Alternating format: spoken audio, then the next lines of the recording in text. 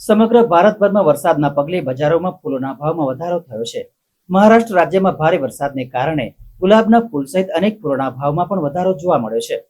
હાલ સમગ્ર ભારતભરમાં વરસાદ મુશળધાર વરસી રહ્યો છે, જેને પગલે ફૂલ બજારોમાં ભાવ વધારો થતા ગ્રાહકો પરેશાન થયા હતા।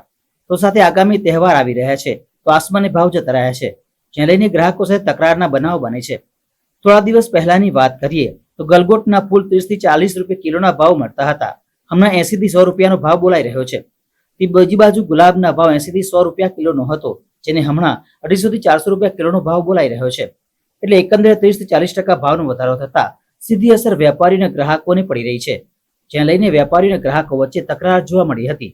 કારણ આનું એવું છે કે જે વરસાદ પડ્યો હમણાં 2 દિવસ જે સલિંગ વરસાદ પડ્યો એની અંદર પાણી બધી જગ્યાએ ભરાઈ ગયું છે। હવે એની અંદર જે માલ જે આવવો જોઈએ એ વસ્તુ મળ્યું નહીં અમને, એના કારણથી ભાવ વધારે છે। આજે ફૂલો ક્યાંથી આવે છે? આ મહારાષ્ટ્રના ફૂલ છે। એટલે મહારાષ્ટ્રની અંદર હજુ 22 વરસાદ મતલબમાં વરસાદ તો ચાલુ જ છે હજુ, એટલે વરસાદના કારણે હજુ ફૂલ હજુ હમણાં આવતા નથી, જેવા જોઈએ એવા ફૂલ નથી આવતા। શું ભાવ છે અત્યારે? અત્યારે 80 થી 100 રૂપિયા 120 રૂપિયા એવું ચાલે છે હમણાં। શેના ભાવ છે? આ ગોટાનો ભાવ છે। અને ગુલાબના? ગુલાબનો ભાવ અત્યારે 250 થી 300 રૂપિયા કિલો ચાલે છે।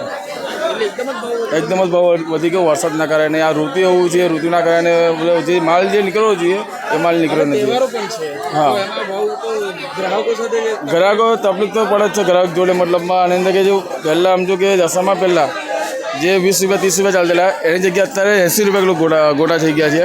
જે ગુલાબ જે 60 રૂપિયા 70 રૂપિયા ચાલતેલા એની જગ્યાએ અત્યારે 250 રૂપિયા 300 રૂપિયા કિલો થઈ ગયા છે।